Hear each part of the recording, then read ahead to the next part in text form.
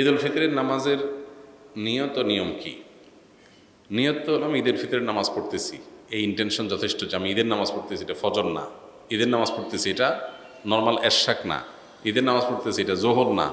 এই যে পার্থক্য আছে, এই নিয়ত আছে, এটুকুই যথেষ্ট আপনার। এটাই হলো নিয়ত মূলত।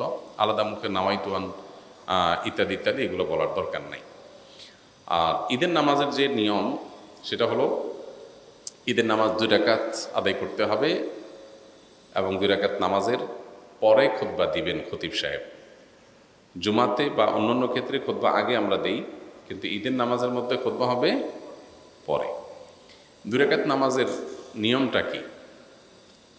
সাধারণ যে নামাজ পড়ি আমরা সেই নামাজের মতোই, শুধু পার্থক্য হলো এখানে অতিরিক্ত কিছু তাকবীর আছে, এই পার্থক্যটা আছে। অনেকে ঈদের নামাজ পড়তে গিয়ে একটু বছরে 1 বার 2 বার হয় যেহেতু ভুলে যান এবং গ্যাঞ্জাম লাগায় ফেলেন। তো নিয়মটা হলো, আমরা প্রথমে ইমামের সাথে তাকবীর বলে হাত বাঁধব, বেঁধে আমরা সানা পড়ব, সুবহানাকাল্লাহুম্মা ওয়া বিহামদিকা ওয়া তাবারাকা ইসমুকা ওয়া তাআলা জাদ্দুকা ওয়া লা ইলাহা গায়রুক। অন্য সানাও আছে, আল্লাহুম্মা বাঈদ বাইনি ওয়া বাইনা খাতায়ায়া কামা বা'আদতা বাইনাল মাশরিক ওয়াল মাগরিব।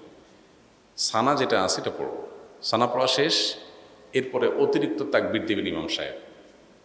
এই অতিরিক্ত তাকবীর আমরা কান পর্যন্ত হাত তুলব এবং হাত ছেড়ে দেব। অতিরিক্ত তাকবীর কয়টা দিব এটারই মত পার্থক্য আছে। 2 মতের সপক্ষেই বিশুদ্ধ হাদিস রয়েছে।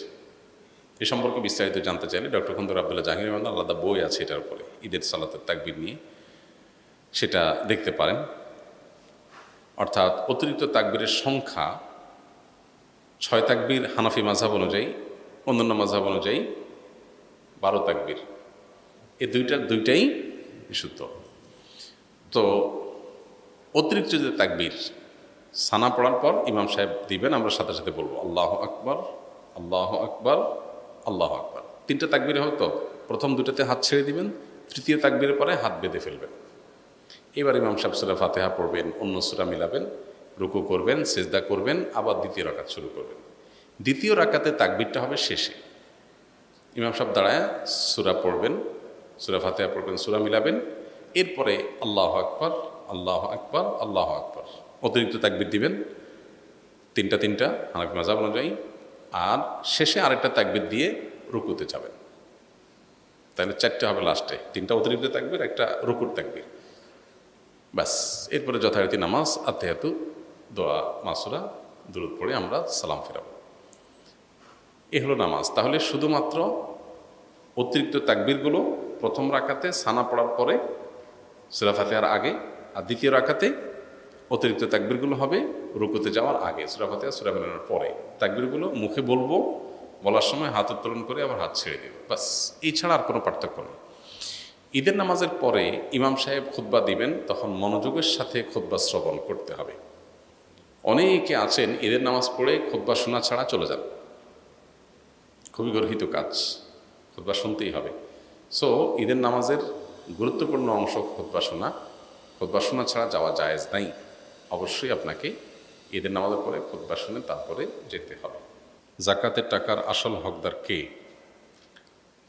জাকাতের হকদার বা জাকাতের উপযুক্ত যিনি জাকাত খেতে পারবেন, যাকে জাকাত দেয়া যাবে, সে মানুষগুলো সম্পর্কে কোরআনে কারিমে আল্লাহ তাআলা একটি আয়াতে আলোকপাত করেছেন। আল্লাহ বলেছেন, আউযু বিল্লাহি মিনাশ শাইতানির রাজীম, ইন্নামাস সাদাকাতু লিল ফুকারাই ওয়াল মাসাকিন ওয়াল আমিলিনা আলাইহা ওয়াল মুআল্লাফাতি কুলুবুহুম ওয়া ফির রিকাব ওয়াল গারিবিন ওয়া ফি সাবিলিল্লাহি ওয়া ইবনিস সাবিল।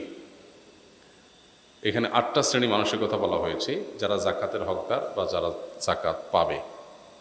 সে 8 শ্রেণীর ভিতরে প্রথম শ্রেণী হলেন যারা ফকির।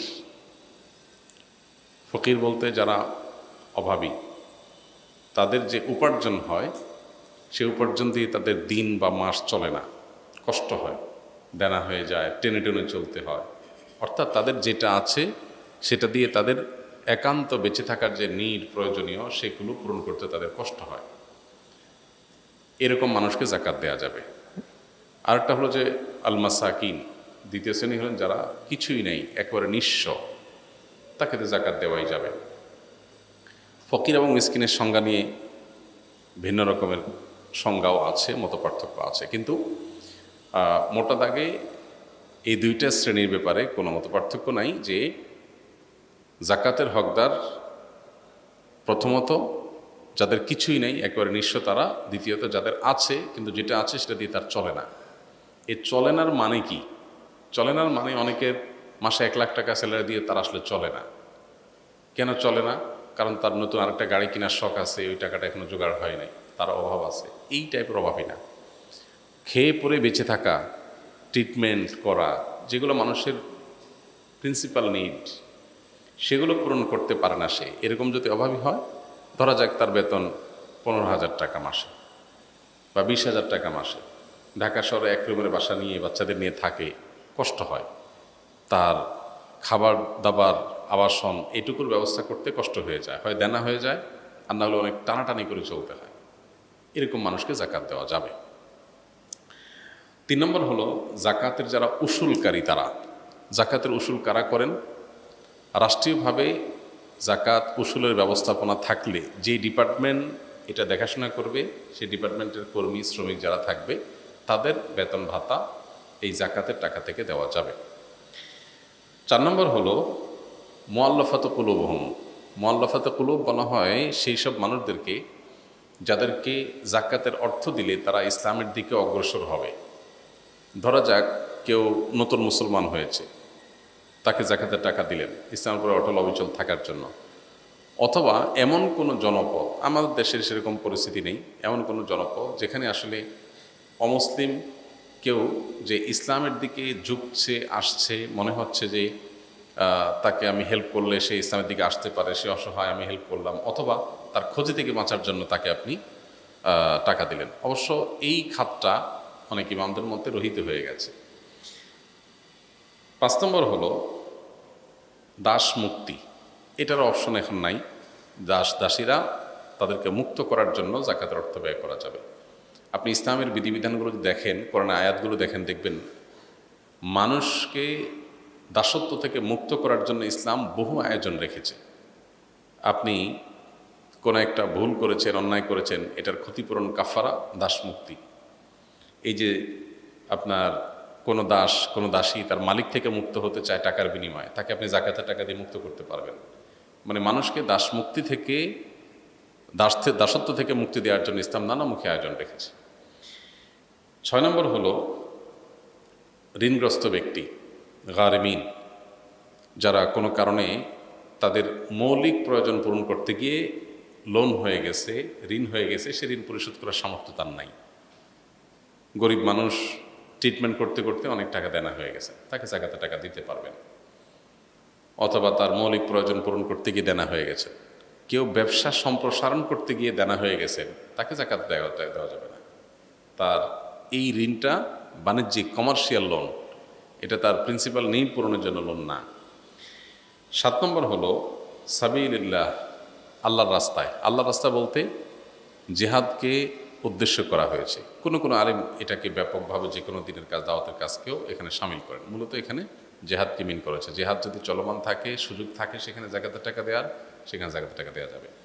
সর্বশেষ খাত হলো ইবনুস সাবিল বা পথিক, মুসাফির, যিনি সফরে আছেন কিন্তু তার সফরে কোনো প্রয়োজন হয়েছে, তখন তিনি তার মূল জায়গাতে অনেক টাকা পয়সা আছে, তিনি জাকাতের হকদার না, সচ্ছল মানুষ, কিন্তু এই মুহূর্তে তিনি ট্রাভেলে আছেন, এদিকে তার নিড হয়েছে, তো যতটুকু নিড আছে ততটুকু তিনি জাকাতের টাকা থেকে নিতে পারবেন যদি তার সাথে টাকা পয়সা না থাকে। এখন আজকালকার যুগে আমরা যারা ট্রাভেলে থাকি, আমাদের সবার সাথে visa card, master card, ATM card থাকে, আমরা দিলেই টাকা বাইর হয়। তো এরকম যদি হয় যে আমার আসলে নিড পূরণ করার ব্যবস্থা আছে, তাহলে আবার আমি মুসাফির মানুষ জাকাত খাওয়া শুরু করে দিলাম, এটা করা যাবে না। এটা হলো তখন যদি আপনি সফরে থাকেন, বিপদে পড়ছেন, নাই আপনার কাছে এই মুহূর্তে সম্পদ দূরে আছে, তাহলে যতটুকু নিড আছে ততটুকু আপনি নিতে পারবেন। এ হলো মোটামুটি জাকাতের খাতগুলো। এর মধ্যে অন্যতম প্রধান বা মূল হলো গরিব অভাবী মানুষ, যাদের আসলে একেবারে মৌলিক প্রয়োজনগুলো পূরণ করার সামর্থ্য নেই। আমাদের দেশে অনেকে জাকাতের টাকা আমরা দেই, কিন্তু খুব ভালো করে ইনভেস্টিগেশন করা ছাড়া, যাচাই বাছাই করা ছাড়া আমরা তাকে জাকাতের টাকা দিয়ে দিই। এতে জাকাত আদায় হবে না। আপনি এমন কোনো মানুষকে জাকাতের টাকা দিলেন, তার আসলে ৮০-৮৫ হাজার টাকা বা ১ লাখ টাকা তার ব্যাংক ব্যালেন্স আছে, লোন মুক্ত, কোনো লোন নাই, বা লোন যেগুলো আছে সেগুলো বাদে লাখখানিক টাকার মতো টিকে, বা ৮৫,০০০ থেকে লাখের রেঞ্জের মধ্যে, মানে যেটা দিয়ে 52.৫ তোলা রূপা কেনা যায়, এরকম টাকা আছে, তাকে আপনি জাকাতের টাকা দিতে পারবেন না। সে ইটসেলফ জাকাত দিবে, বরং জাকাত দেওয়ার জন্য তিনি বরং উপযুক্ত। তো তিনি জাকাত দিবেন, তিনি জাকাত খেতে পারবেন না। আবার অনেকে আছেন যে তার যা আর্ন হয় সে আর্ন দিয়ে তার মাসটা ভালোভাবে চলে যায়। হ্যাঁ, অনেক কিছু করা দরকার, সেটা করতে পারতেছে না, অনেক শখ আছে, স্বপ্ন আছে, একটু ওয়াইফকে নিয়ে একটু বিদেশে ট্রাভেল করতে যাবেন, এটা একটা নিড কারো থাকতে পারে। তো এটার জন্য আপনি জাকাতের টাকা দিতে পারবেন না। কারোর হয়তো সবই ঠিকঠাক মতো চলতেছে, কোনো অসুবিধা নেই, ছেলেটা বিদেশে পড়ালেখা করতে যাবে উচ্চশিক্ষার জন্য, এটা কোনো প্রিন্সিপাল নিডের মধ্যে পড়ে না, আপনি এর জন্য জাকাতের টাকা দিতে পারবেন না। তো খুঁজে খুঁজে প্রকৃত হকদারদেরকে জাকাতের টাকা দিতে হবে। অনেক গরিব মানুষ আছে যাদেরকে আমরা বাহ্যিক দৃষ্টিকোণ থেকে গরিব মনে করি, আসলে তারা গরিব না। যেমন ঢাকা শহরে বহু ভিখারি আছে, এদেরকে যারা ভিক্ষা দেয় ওদের চাইতে ওই ফকির বেশি বড়। আছে না এরকম, যে ভিক্ষা যে দিচ্ছে সে বড় অভাবী ওই গরিব ফকিরের চাইতে, কারণ ফকিরের হয়তো ঢাকায় 1-2টা ফ্ল্যাটও আছে, আর যে দিচ্ছে বেচারা হয়তো 10,000 টাকা বেতন। তো এই জন্য আজকালকার যুগে এগুলো খুব জটিল। আমরা আসন্না ফাউন্ডেশন থেকে সেজন্য জাকাত বন্টনের ক্ষেত্রে প্রত্যেক হকদারকে একটা ফরমের মাধ্যমে তার সমস্ত ইনফরমেশনগুলো আমরা নিই, তার স্থাবর অস্থাবর সম্পদ, উপার্জন, খরচ সব। এরপরে প্রত্যেকটা কেস এই ফরমের তথ্যগুলো আবার একজন করে ফিল্ড ভিজিটর যে একটা একটা করে তথ্য মিলান।